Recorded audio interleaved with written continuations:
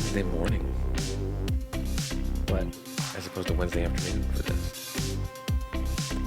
That's what time it is Is right it now. Wednesday? It's still morning, and it is Wednesday. Okay, got it. Yeah. Well, I'm leaving a couple hours to go get Naomi in Argentina and bring her home. So that's who was calling me. She's like, by the way, Dad, none of those plans we made, we're not going to do any of those. Here's the new plans. All right, sweetheart. How long is that trip for you? You leave today, It'll be 15 hours total, probably. So my flight leaves Cleveland like at 6:30 tonight. Go to Atlanta. I think at 11 I board a flight for Argentina. Fly overnight. I think I get there like at 8:30 in the morning or something like that. Yeah, so maybe a little bit more than that, but. And then how long are you there with her to get ready to come back? We come back we leave next Tuesday night. So I'll be there 5 days, 6 nice. days. Cool. Be back next Wednesday. Excellent. So it'll be fun. It should be. Brushed up on your Spanish? Como? No, I'm terrible at all that. I know, buddy. I know. Yeah, it'll be fun to. I mean, I know she was already basically there, but I can't imagine how good her Spanish is now. Oh, Well, she's taken all of her classes, doing all of her reading, and taken all of her tests in Spanish, and she got the best grades in the class. That's awesome. So, Very cool. yeah, I'm sure you're not proud at all. not at all. Yeah. No way. Well, thanks for checking out today's episode of Mixed Messages with Jeff Bogue, the soon-to-be international traveler once again. My name is Joe Caruso. We're so glad you're here. There's a lot of voices out there from the news, social media, comedians, friends. It's tough to know how to think, what to think, and how to make decisions. But we just want to offer you a resource to think through the noise and think through all things in a way that kind of cut through the mixed messages around us and find the way to Jesus. Let's go ahead and get into it. Mm-hmm. Jeff, we're recording at a different time. We usually record on Wednesday afternones. You didn't even know for sure it was Wednesday when we sat down. I know. It's been a little bit of a blur the last few weeks. Actually, the last 6 months of... I told Heidi at Christmas break, we took the family on vacation between Christmas and New Year's because they were all, in from the four corners of the planet. And I told her, I said, hey, I'm going to disappear for 6 months. I have unbelievable amount of things I'm responsible for and I have to work on. And I can't. I'm just going to have to. So that there's a deadline where life changes and I have a believable amount of things then that I'll be responsible for. But it shifts here in about a month. So the closer you get to that finish line, I don't know. It seems like the busier it gets, but yeah, it's crazy. I remember one time a mentor of mine told me, like, whenever you find yourself lacking margin or you find margin, like, don't let it backfill. Like, coach yourself into like more of running that. And that mentor was you. So take that advice. Yeah. Well, it's weird. Believe it or not, I'm still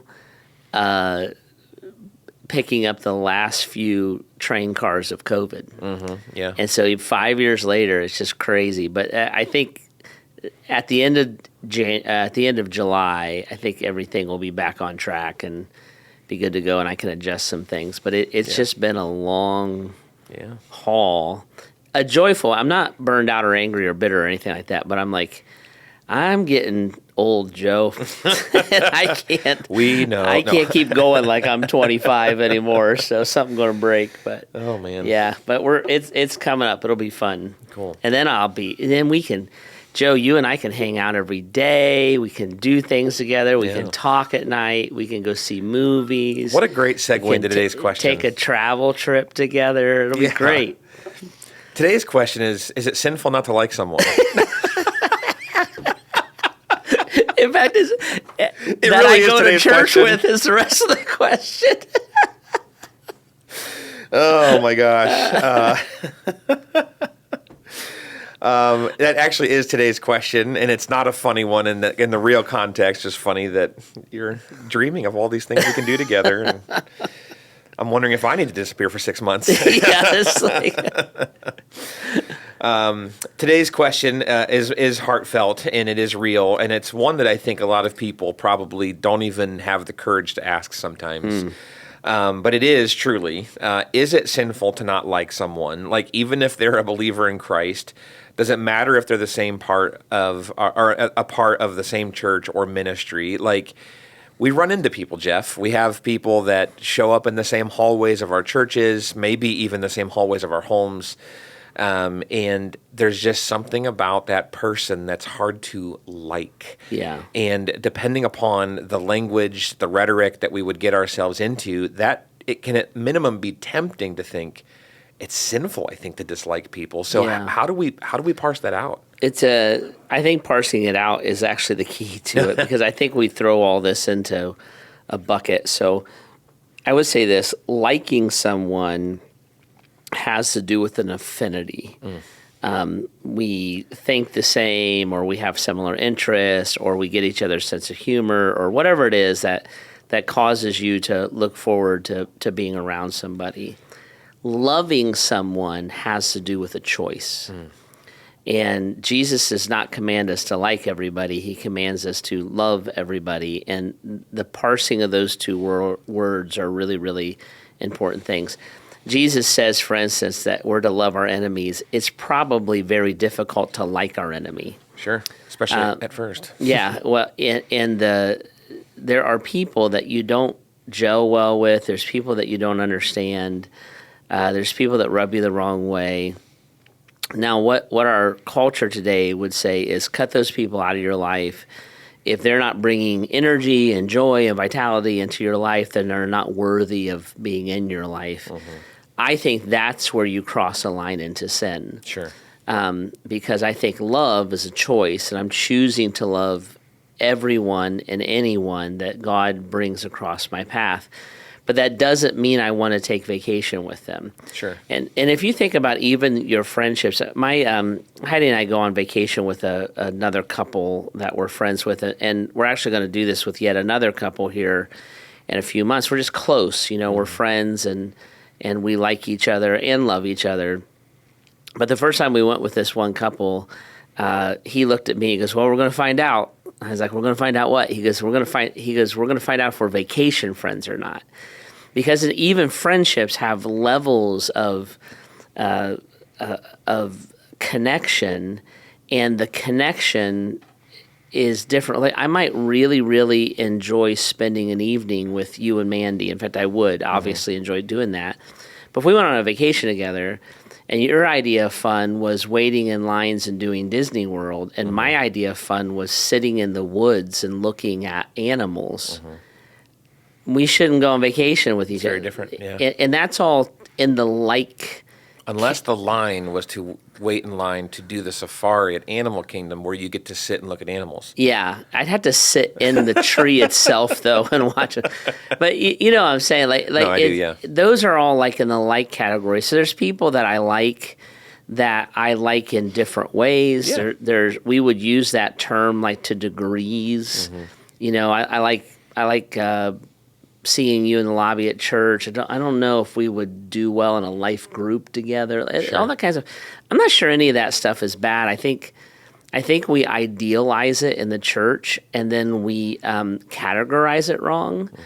And I actually think it's the source of a lot of church hurt, where we'll look and say, "I wasn't loved at a church," and I might look and say, well, maybe you just didn't click with a certain set of people, and you need to find a different group of people. Sure. Or I wasn't accepted into a group. And I'm like, well, maybe they're not rejecting you. Maybe you guys just vibe differently. We need to find another group. That's a completely different conversation from, do I love someone? Would I tell them the truth? Would I give them compassion? Would I be sacrificial toward them? And love them the way that Jesus loves. I think it's really important to delineate those two things. I don't think Jesus, in our terminology, in our vernacular, I don't think Jesus liked the Pharisees. Sure. Didn't seem that way. It didn't seem that way, but he did love them Yeah. because while they were sinning, he died for them. Right? I'm not sure that he liked several people that were accusing him and trying to stone him and yelling crucify. I'm not sure he's like, you know what, after I raise again from the dead, let's get together for euchre. You know, I don't think that happened. But he did love them, and he did tell them the truth, and he was compassionate to them, and he did make a sacrifice for them. I think it's the nature of who we are and how we function in relationships. Yeah, I love that you bring up the Pharisees, because I've often found it fascinating that, like, Jesus didn't just blow them off, ignore them, curse them. You know, I mean, like, he would do object lessons with them. He would try to, like, ask them a very probing question, and he wasn't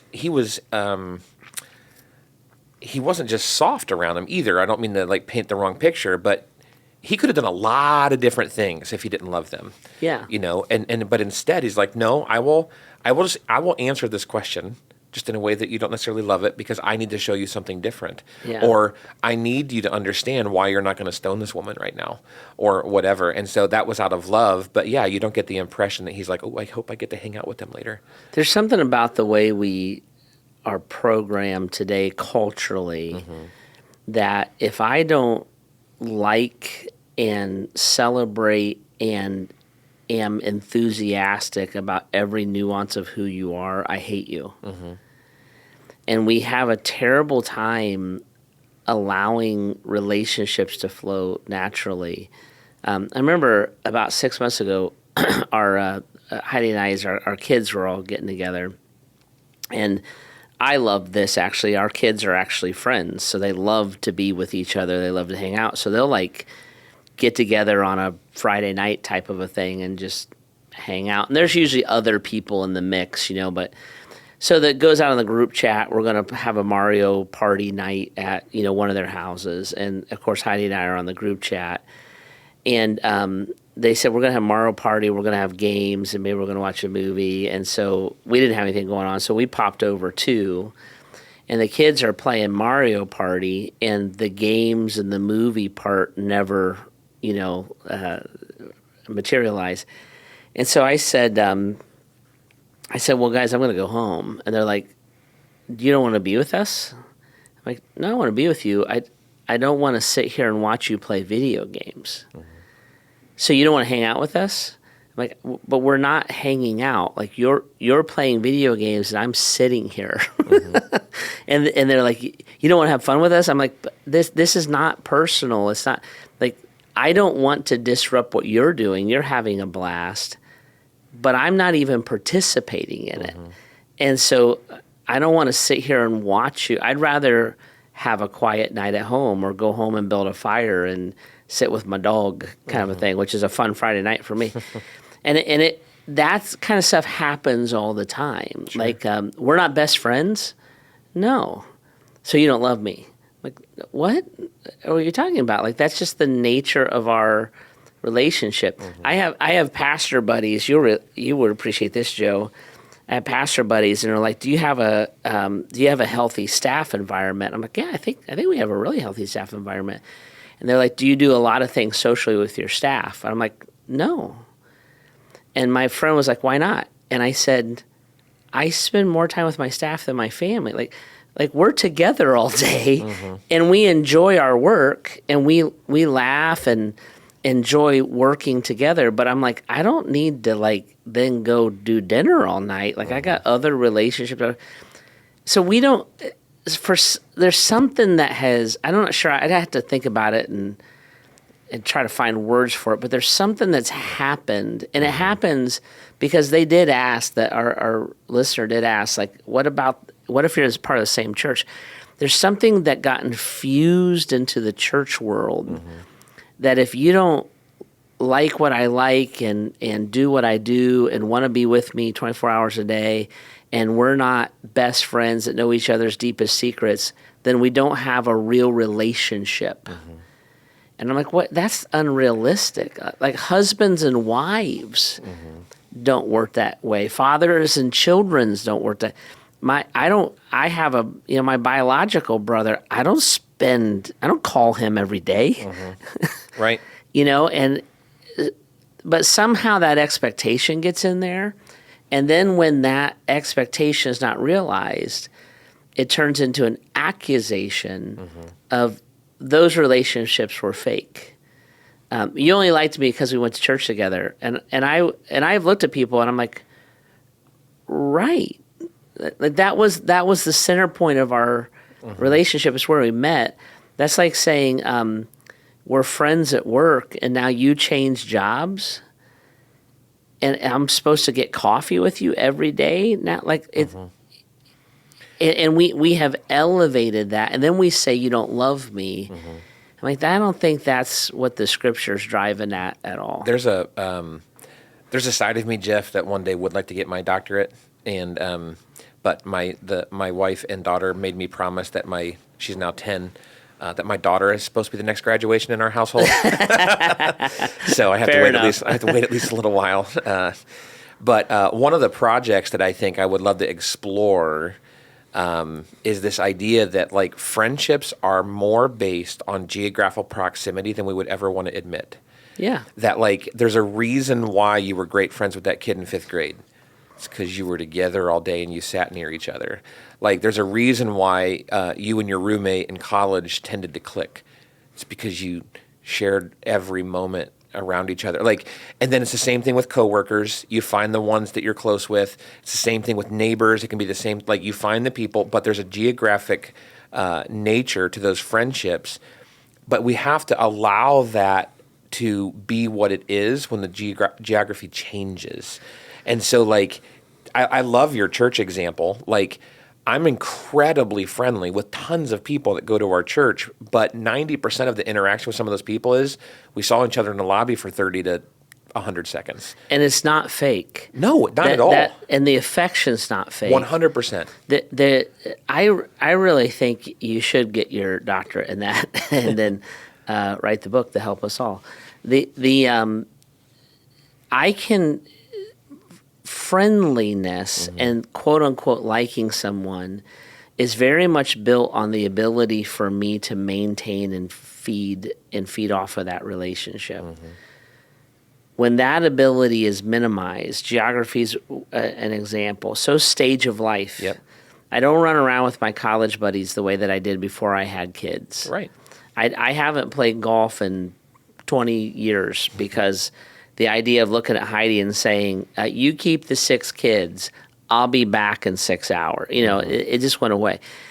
So my golfing buddies, I like them. I'm not with them. The relationship, because they keep golfing. Yep. Right? Here's the thing. When I see you every day, and we're friends, we've been friends even before you came on staff, the relationship's easy. We can catch up, we can interact, all those kind of things. Our producer, Jason, sitting over here, he's my friend. We go to church together. He's in here doing this stuff. We're in Bible studies. It's an easy relation. Our kids know each other. Yep. It's an easy relationship. One of my closest friends, in fact, a man that is as close to me as a biological brother would be, is named Bill Avila. We were in college together. He lives in South Carolina and has pretty much since he got out of college. So we have maintained that friendship, but it takes great effort. So when the kids were little, we would go down and visit the Avilas, and the Avilas would come up and visit me. And now their daughter lives up here, and they have grandkids, so they're kind of up and down. But like this happened like a month ago. He called me and said, hey, my wife and I are going to be in town. You and Heidi want to get together, which is a very normal thing. And the answer is always yes. We absolutely love being with them. Well, I have a schedule. They have grandkids. I have a granddaughter. We run businesses. They were 25 minutes away from us.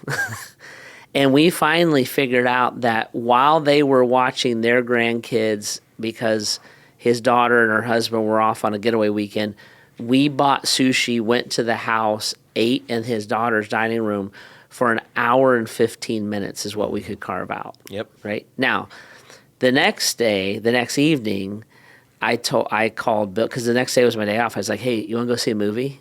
Because we have done that 100 times. He's like, yes, I do. So he canceled a meeting. Because he works remotely, I had my day off.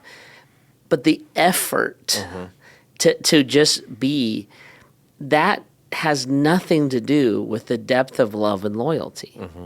You know, and there's a realism that has to be in there. And that's what I mean, like those relationships when you're like, I talked to you for, 90 seconds or 2 minutes in the lobby, and people might look and say, well, that's not a real relationship. I'm like, yes, it is, because there's a loyalty there. Yeah. If you were in crisis or a loved one died, that 90 seconds would turn into 40 hours in a week. Yep. And being by your side and helping you afterwards, and how does that affect your life? And the loyalty is there. The relationship is real. What's not there is the frequency. Yeah.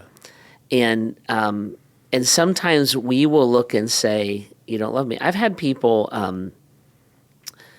leave the church and then be mad at me because I didn't chase them down and then say, well, you never loved me. And I'm like, you left, didn't even talk to me about it. And I do love you. I'm not even the one who initiated the separation. And it's that mindset of like, it was all fake. I'm like, no, that's not a mature way to look at this at all. There's a realism. Couples experience this a lot when they're young. When it's a husband and wife and a husband and wife, and then one couple has kids. Yeah. And the other couple is like, where are you at? And they're like, we're up all night nursing a baby. Yeah. Like, it's a different thing. So I just think we have to be, what I would say is, the loving thing is to be gracious and compassionate in all of that. And do I have to like everybody? Of course not. I don't even know how you would do that.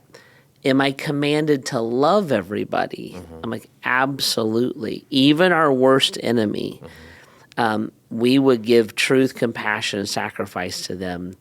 And I think that's what Jesus modeled. Yeah, and you don't have to like everything about everybody. I don't like a lot of things about you, Joe. Well, that's kind of my point. I mean, I have a list. An actual, let me show it to you list. I emailed it to the rest of the staff. Excellent. It was more of a survey. Do you guys dislike this about Joe too? But like when I think, picture your closest earthly relationship, your spouse, a parent, a child, a best friend. You don't agree with them about everything. Like, No. It's not possible. And I think that, like, that's one of the lies that we're tempted to believe, too, is, I finally realized that we're dissonant in this area of our life. Therefore, I'm not sure that we could be best friends, or at worst, to your point, I'm not even sure I could love them. It's like, you just blew up the entire human experience. There's no way for you to like everything about everybody. And so that expectation has to be put to bed. And so, to use the listener's example, if you run into someone at church and you have a slightly different personality, but you could serve together, that's okay. Like, you don't have to love the same things. You don't have to like to talk about all the same things, but like, you can go help that person together. Yeah. And even to, you mentioned, I think, a life group, like, they don't have to be your best friend in life group, but you can hear what they have to say about the Bible. Matter of fact, that might help because they are different than you, and vice versa. Here's what I find a lot of times. When I am committed to love you, I often wind up liking you. When I decided that I don't love you, then I will never like you. Sure. And even when you love someone, you don't like that. Like Heidi and I, there's nights, evenings that we get crossways with each other. We don't like each other in that moment. Sure. It's like, and your mind fills Yep. with like with the list of things that's wrong with her, and her fills the list of things that's wrong with me. Our love for each other keeps that train from running away. Yeah. Our submission to Christ drives us to pay attention to the relationship. Paying attention to the relationship heals the wound, which causes us to start liking each other again. Yeah. It's all a cyclical thing. Yeah. I think that's if you really look at a person in a normal relationship, I'm not talking abusive relationship, I'm not talking an evil person, but just a person you go to church with, or your neighbor or your coworker. If you cannot find anything to like about them, I think that's probably an issue with your heart. And it's an indicator that you actually have not focused on loving them. Even difficult people can be enduring in certain ways, endearing in certain ways. And it's usually when I have shut off my willingness to love you that all the like of you goes away. And then once that kicks in, now you're back into like, are we best friends hanging out every weekend? That's a completely different conversation. You get into an enemy or an abusive person or a person who is limited maybe in their capacities in some ways. Sometimes that is just a burden of love that we bear. Yeah. It's a little bit of a different conversation. Agreed. Well, this it's been helpful for me, Jeff. I have a newfound love and like for you, so thank you for that. But if our listeners have more questions that you'd like us to tackle, or maybe you even thought the topic of this conversation would go down a rabbit trail that we just didn't go down, feel free to go to bath.gracechurches.org/mixedmessages and send over those questions our way. We would love to engage those. We'd also love to hear from you if any of these conversations are helping you. So maybe it's one of those interactions in the lobby. You can chat with us about this.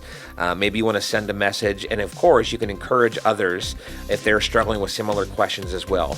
If you like what you're hearing and you want to hear more of it, make sure you subscribe, follow, rate, and review our podcast. Help them find it too. And of course, we'd love to see you at Grace this weekend if you're looking for a place where you want to love Jesus, you want to run after him, and you might even want to do it with some people that you learn to like. You can join us here in person. We'd love to do that. Thanks so much for jumping in with us today as we continue to seek God's voice through all the mixed messages around us. We'll see you next time.